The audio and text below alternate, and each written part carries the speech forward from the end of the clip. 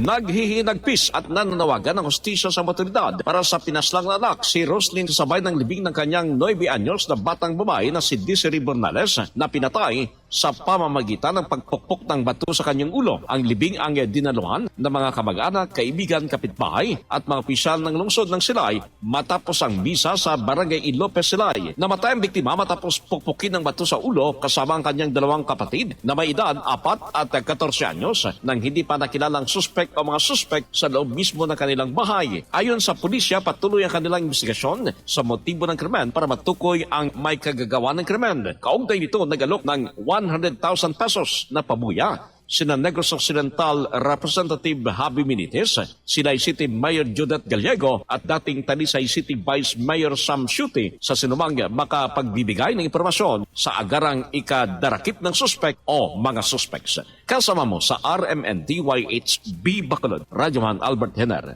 Tatak Karamen. RMN Network News.